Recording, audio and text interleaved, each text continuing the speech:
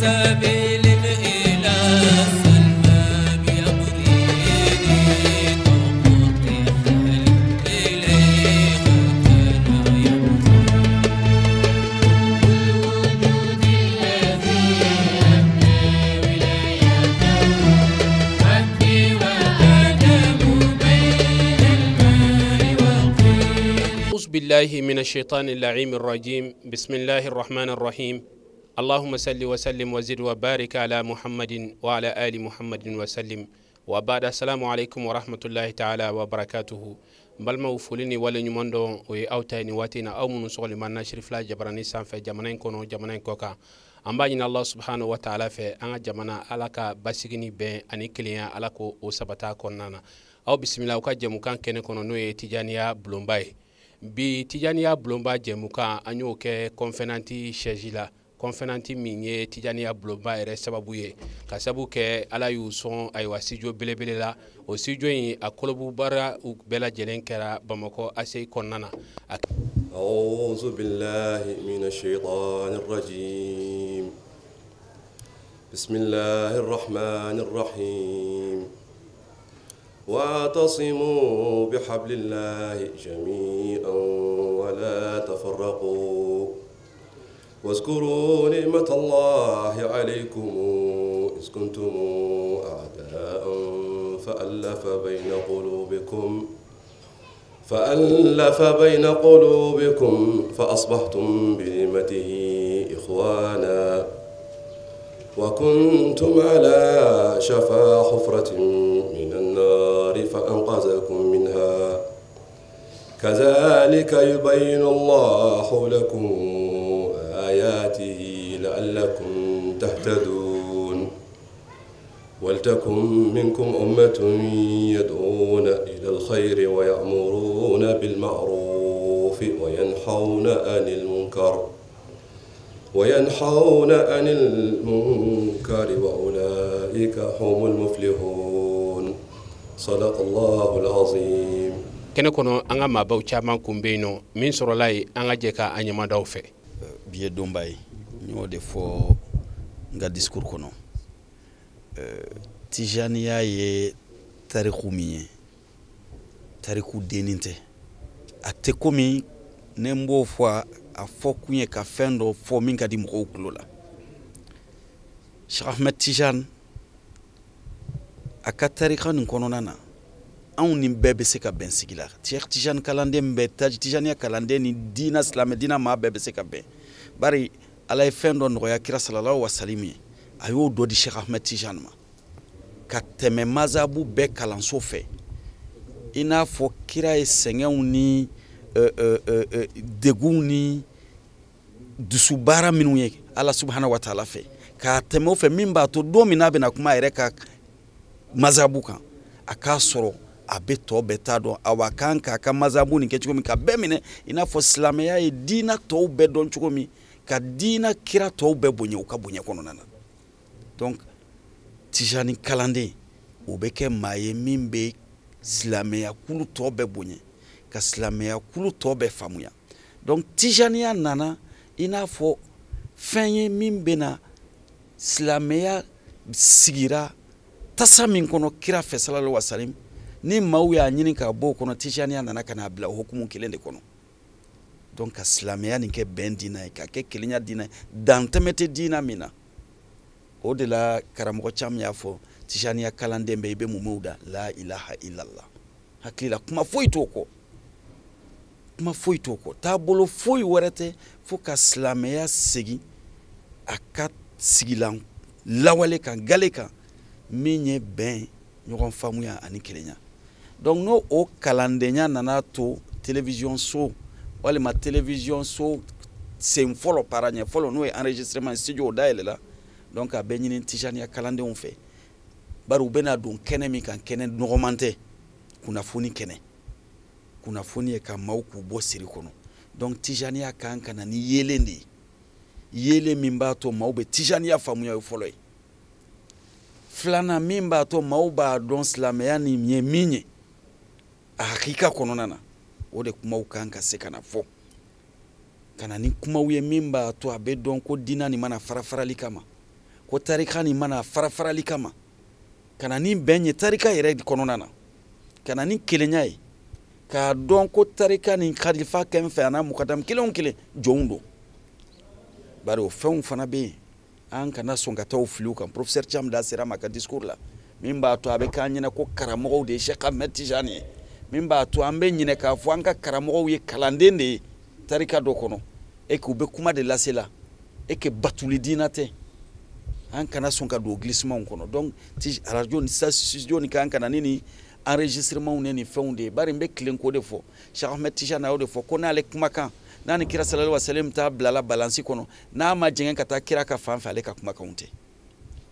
donc o kɔrɔ ye nin ye hakika ye donc an k'an jija nin kana n'o ye an k'ala deli studio ni ka kɛ sababu ye min b'a to a bɛ fɔ ko o diinaw o taabolo olu kɛra sababu ye ka na ni bɛn de Mali la Mali segira a yɛrɛ ma kelenya ni badenya kɔnɔ an bɛ ala tanu ka salitiba kan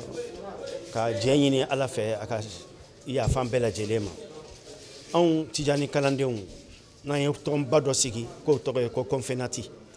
Confenati de ye Conseil fédéral national des adeptes de Tijaniya du Mali Ousmane Cherif Madani Haidara a ka bonya bɛ yan Ousmane Cherif Madani Haidara a ka wale ɲuman dɔn o bɛ yan ka da k'a ye nɔgɔya k'an ye ani Cherifula cɛ ni maa min y'a kɔlɔsi Tijaniya bulonba min bɛ bɔ Cherifula la dimanche o dimanche ani araba o araba o ye baara kɛ ɲɔgɔnya de ye silamɛ tɔnw ni ɲɔgɔn cɛ silamɛ ɲɛmɔgɔw ni ɲɔgɔn cɛ o kumana anw bɛ jaw ta yan ka mankan fana ta k'a di Cherifula ma Cherifula bɛ sɔrɔ k'a cari dimanche donya fɛ ani araba donya fɛ o kumana o minɛn in a n'o so min labɛnn'o kama an ye ɲɔgɔn sɔrɔ yan o de waleya kama ka kurubɔntigɛ kɛ ni minisiri Cɔrɔna Hasi Jalo ka bonya kɔnɔna na ani Maroko ambassade ka bonya ani Tijaniya kalifa fɛn bɛ Mali la n'a mukadamu a n'a kalandenw olu bɛɛ la ka bonya kosɔn ani Cherifula yɛrɛ ɲɛmaaso olu fana ka bonya kɔnɔna na. Bon alhamdulilahi rabbil alamin nin kɔni ye baara ɲumanba ye baara ɲumanba dɔ ka da ko fila kan a ko fɔlɔfɔlɔ n'i y'a mafilɛ Tijaniya ala ye fanga mun d'a ma bi duna kɔnɔ kɛrɛnkɛrɛnnenya la Mali kɔnɔ a bɛ lahaliya mun na a man kan ka to o lahaliya in na a kan ka labɔ ka tɛmɛ o kan a kan ka ɲɛfɔ a kan ka walawala maaw kan ka lakaran maaw kan ka faamuya caman sɔrɔ a ko kan ka tuguni hadamaden ka bɔ sira a ɲali n'a tiɲɛli a fanba dalen bɛ a ka kunnafoni cogoya de kan ni maa kunnafoni na ka ɲa ko la i bɛ se ka o ko kɛ ka ɲa bon o ye a nafamayɔrɔ ye nafamayɔrɔ filanan fana ye mun ye bi kunnafoni ninnu développelen bɛ ka se yɔrɔ ma media n'o ye laseli siraw jabaraniw ni radiow ni fɛnkaw a sera yɔrɔ min ma bi ka studio ɲɔgɔn sɔrɔ mun bɛ se k'i ka enregistrements ni ka fɛnkɛw bɛɛ lajɛlen kɛ o ye ɲɛbila ɲumanba de ye baara mun n'an y'a fɔ siɲɛ fɔlɔ la n'o ye maaw lafaamuyali ye ani maaw informeli ani formeli koɲɛw ye bon o kama an bɛ nisɔndiya ni nin baara in ye an b'a fɔ nin ye paadaɲa belebeleba ye te Confenati sera ka mun kɛ Tijaniya jamakulu bɛɛ lajɛlen tɔgɔ la an bɛ ala deli ala ka ko yiriwa olu bolo ani Tijaniya jamakulu tɔ minnu bɛ yen o bɛɛ lajɛlen ka se ka ni ɲɔgɔn kɛ f'a ka tɛmɛ studio yɛrɛ dama kan ka kɛ telesow yɛrɛ ye a n'a ɲɔgɔnnaw pour que ka se ka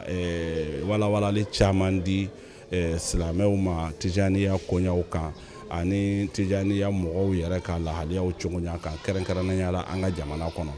ka tuguni fɛn caman bɛ yen nɔ mun dɔnnen tɛ maaw fɛ Tijaniya yɛrɛ kun kan ani Tijaniya mɔgɔw kun kan bon a kelen bɛ sababu ye ka tɔgɔ jugu dɔw da Tijaniyaw la yɔrɔ dɔw la mais kibariya sɔrɔbaliya ani ko faamuyabaliya de ye a sababu ye o kuma nin ye sababu ɲumanba ye mun ni ka sɔrɔ a bɛna an dɛmɛ o ko bɔli la yen nɔ ka walawalali kɛ mɔgɔw ye ka kibariya jɛlen kɛnɛma lase mɔgɔw ma wala o ye a nafaba dɔ ye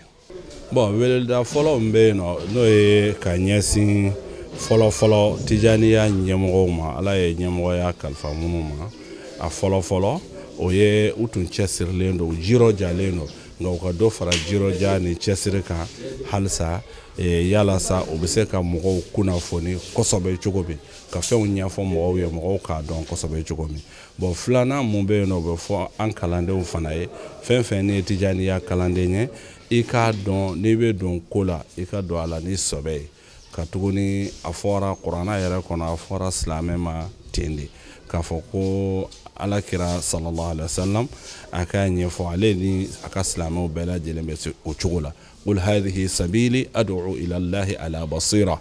ni ne ka sira in bɛ weleli kɛ a la ka sɔrɔ n b'a ɲɛ dɔn k'a ɲɛ faamu k'a dɔn o tuma maa kana kɛ ko la n b'a la n t'a la ye o tɛ maasɛbɛya tacogo ye ni maa ma ne ka sɔrɔ e ye kalanden de a tɛ ɲa i dɛngɛniyara i ka limaniya sɔnna ye i ka kɛ tijaniya kalanden ye a ɲɛɲini i k'a ɲɛ dɔn ka tuguni fɛn de don n'a ma ɲɛɲini a tɛ ɲɛ dɔn surtout sufiya tarikaw a dɔnnen don olu hali kalan dɔrɔn ta ko ban f'i ka waleya de fana fo k'a pratiquer de zawuku de don o tuma ni fɛn fɛn n'a bɛ dalen gu kan baara de bɛ maa to i ka o ɲɛdɔn i k'a faamu o tuma fɛn fɛn ye zawuku ye fo i ka pratiquer de o tuma o pratique o kɛko ɲuman k'i gɛrɛ a mɔgɔ ɲumanw na i n'a fɔ u yɛrɛ bɛ u ka kalandenw na kalan cogo min u ka kitabuw kɔnɔna na o ka waleya ka ɲa n b'o de wele k'an bila ka taa tijaniya kalanden bɛɛ ma an fɛn fɛn ye kalanden an bɛɛ lajɛlen kan jirɔja an ka kɛ kalanden ɲuman ye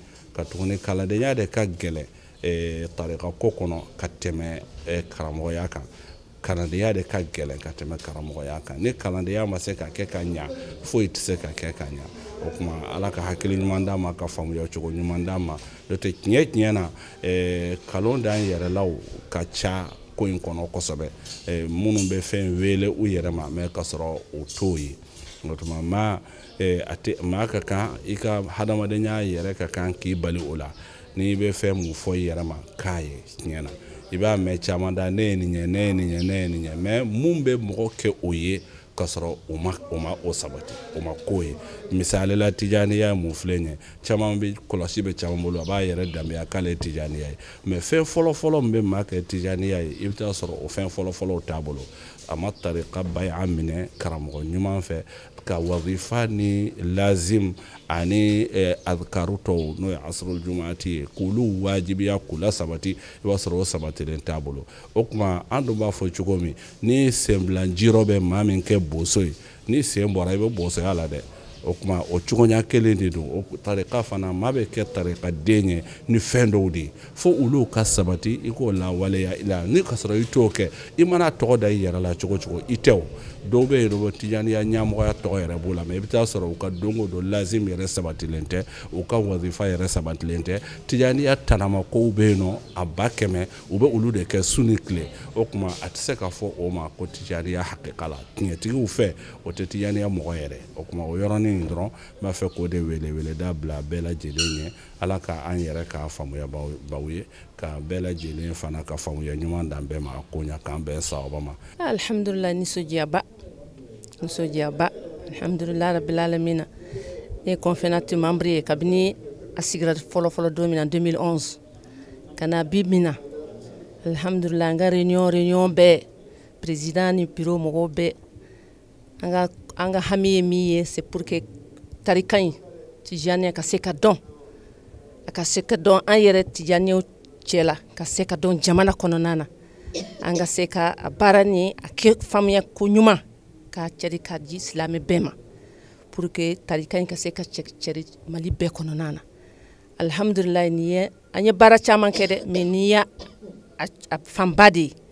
ni studio in k'a dayɛlɛ inauguration bɛ a kɛra n bɛ kunnawolo ye parce que n y'a ɲini ala fɛ ala ka se ka nɔgɔya n bolo inshallah fana a filɛ a kɛnɛ kan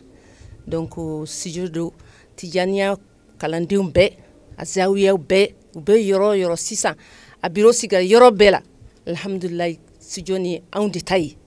n'an b'a fɛ ka fɛn o fɛn lase an ka kalandenw ma ka fɛn o fɛn lase an ka ɲɛmɔgɔw ma ka fɛn o fɛn lase yɛrɛ hali silamɛw mali kɔnɔna na studio ni y'a dɔw ye an bɛ na yan k'an ka kumakan enregistrer k'an ka baara yɛrɛ ka cɛdi mɔgɔw k'a dɔn an bɛ min na o yɛrɛ kana alhamdulillah o de studio ni o ye tiɲɛ de mais mɔgɔw k'a fana ye o fana ye fɛnba ye an bolo. Bismillah wa salatu wa salamu ala rasulillah sayyidina Muhammadin wa ala alihi wa sahbihi wa man wala. Jalo an bɛ foli di ma ka foli di an filɛlilaw bɛɛ lajɛlen ma. Ni studio min filɛ n'an b'a kɔnɔ nin ye studio in an y'a tɔgɔ da ko Sheikh Ahmad At-Tijani. An y'a tɔgɔ da Sheikh Tijani na. Studio min do conférence ka enregistrement fɛn fɛn bɛ kɛ min bɛ taa radio la min bɛ taa télévision na. An ye contrat signé télévision minnu ye n'o belebele ye Sherifila ye. Donc an bɛ an ka enregistrement k'a kɔnɔna la. Souvent an yɛrɛ b'a kalama k'a fɔ tuma dɔ la dugu kɔnɔna ni Sherifila yɔrɔ ka jan ɲɔgɔn fɛ dɔɔni déplacement man nɔgɔn embouteillage bɛ se sira la. Donc n'an y'an ka fɛnw enregistré yan nɔ k'a ta tile kan k'a di aw ma aw ka bila aw ka k'a bila k'a kɛ émission ye k'a dilan ka bila hakili la o bɛ nɔgɔya se aw ma a bɛ nɔgɔya se anw yɛrɛ fana ma. Donc an ye nin fɛn dilan o kama a tɛ da o dɔrɔn ma a bɛna kɛ conférence dunanw bɛ se ka na u bɛ na donc an b'u la na studio kɔnɔna la u bɛ dakuruɲɛ fila fɔ dunan minnu bɛ yen n'u sɔrɔ man di n'u bɔra dɔw minnu bɛ bɔ Sénégal ka na minnu bɛ bɔ Côte d'Ivoire ka na minnu bɛ bɔ France ka na u sɔrɔ man di tuma bɛɛ k'i bɛ taa n'u ye studio la fo Sherifila la u ka donc n'an y'u ka kumakanw ta yan nɔ kumakan nafamaw an bɛ se ka balancer aw ma aw ka taa a ka bila an ka émission kɔnɔna la n'o ye Tijaniya Bulonba ye o émission donc ni hakilina min b'an na o ye ka communication pour que communication ka se ka nɔgɔya conférence ma a ka se ka kibaruya jɛnsɛn k'a cari k'a di Mali Tijani mɔgɔw ma Mali silamɛ bɛɛ lajɛlen ma studio in dilanna o hakilina de kɔnɔna la studio in kɔnɔna la dɔwɛrɛ tɛ fɔ a kɔnɔna la fo Ala ko Alakira ko Cheikh Tijani ko radiyallahu ta'ala anhu o ye kumakanw ye kumakan minnu bɛ yen n'u bɛ bɛn ɲɔgɔn ma Cheikh Tijani ka kumakan bɛɛ ministre bɔra k'a fɔ sisan nɔ i ye faamuya o de bɛ Cheikh Tijani ka sɛbɛnfɛnw na a ko n'a ye kuma o kuma fɔ n'a ni sariya ma bɛn a y'a ka kuma bila a ka sariya ta ale ka kumakan a ka laɲini ye sariya de ye donc o de bɛ fɔ studio in kɔnɔna la Alakira ka kumaw de bɛ fɔ studio in kɔnɔna la kuranɛ ye minnu fɔ o de bɛ fɔ studio in kɔnɔna la donc studio in dilanna de pour que ka silamɛya a faamuya ko ɲuman k'o cari k'o di silamɛw ma silamɛya faamuya min bɛ yen ni nɔgɔya b'a la faamuya min bɛ yen nɔ ni hakilisigi b'a kɔnɔ faamuya min bɛ yen nɔ ni exagération ni ko damatɛmɛ ko t'a kɔnɔna la faamuya min bɛ yen nɔ n'a bɛ bɛn sabati mɔgɔw ni ɲɔgɔn cɛ faamuya min bɛ yen nɔ n'a bɛ silamɛw kɛ kelen ye ka maliyɛnw kɛ kelen ye ka jamanadenw kɛ kelen ye o faamuya minnu bɛ silamɛya kɔnɔna la olu de bɛ ressorti ni studio in kɔnɔna la k'a cari k'a di Mali silamɛw ma n'o kɛra o bɛ kɛ conférence ka baara ye conférence ka contribution ye jamana jɔli la ka information ɲuman min bɛ silamɛya concerné k'o ɲuman la bɔ silamɛya ayiwa document kɔnɔnaw la silamɛya gafew kɔnɔnaw la k'o sɛnsɛn ko ɲuman ka sɔrɔ ka n'o di silamɛw ma ni studio ba in kɔnɔna la nin ye conférence ka contribution dɔ ye Mali silamɛya a jɔli la ani maliyɛnw k'u kala ɲɔgɔn na ka cɛbɛn ni kanbɛn kɛ u ni ɲɔgɔn cɛ nin ye conférence ka contribution ye o domaine na an b'a ɲini Ala fɛ baara in Ala k'a ɲɛ an bolo Ala ka baara in Ala ka a kɛ ɲɛtaa ye Ala k'a kɛ silamɛw nafalan ye k'a kɛ maliyɛnw nafalan ye k'a kɛ diɲɛ yɛrɛ nafalan ye.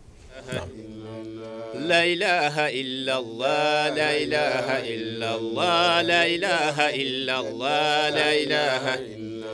نال تجاني أبو الأباس آياتي قد فاز منها قطوب بالكرامات لا إله إلا الله إلا الله نال تجاني أبو الأباس آياتي قد فاز منها قطوب بالكرامات لا إله إلا الله لعائشة الفخر إذ جاءت بسيدنا قطب القطوب فريدا في المقامات لا إله إلا الله لعائشة الفخر إذ جاءت بسيدنا قطب القطوب فريدا في المقامات لا إله إلا الله إلا الله ختم الولاية سلطان الولاية باب للولاية مفتاح الولايات لا إله إلا الله إلا الله لذاك همت غراما من مودته تعتادني زفرات كل أوقاتي لا إله إلا الله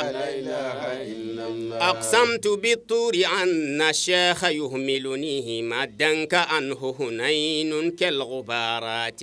لا إله إلا الله لا إله إلا الله خليفة الله رمز شمس الكون روح جميع الخلق وهو الأصل للوجودات لا إله إلا الله لا إله إلا الله مبرق البرق مرعد الرعود وممطر المذون ومنقاذ البريات لا إله إلا الله لا إله إلا الله تلك المكارم لا قابان من لبن تلك الوراثة من أعلى أرومات لا إله إلا الله لا إله إلا الله هذا ابن فاطمة فرع النبوة هذا أحمد الختم موطن للمقامات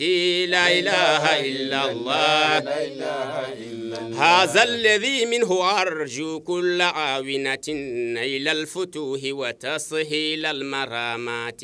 لا إله إلا الله لا إله إلا الله أزكى صلاة وتسليم على سند والعال وصحب شوب للخليقات لا إله إلا الله لا إله إلا الله سيدنا محمد رسول الله عليه السلام حق قدره ومقداره العظيم أو دينا أو بالمكان أو كالندي علي تماسيني با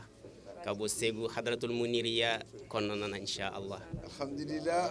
an sera ka min sɔrɔ ka fara ɲɔgɔn kan k'a lase aw ma conférencier ale siège la u ka studio kolobu kari baara minnu kɛra o de kun ye nin ye o la an bɛ dugawu kɛ u ye baara in dabɔ ɲɛta min kama ala ka ko ye foli belebele ani waleɲumandɔn o ye aw ta ye aw minnu sɔgɔlen b'an na sirifila jabarani sanfɛ jamana in kɔnɔ jamana in kɔ kan an b'a ɲini ala fɛ ala ka sigi wɛrɛ yira n na wasalamu alaikum warahmatullahi taala wabarakatuh.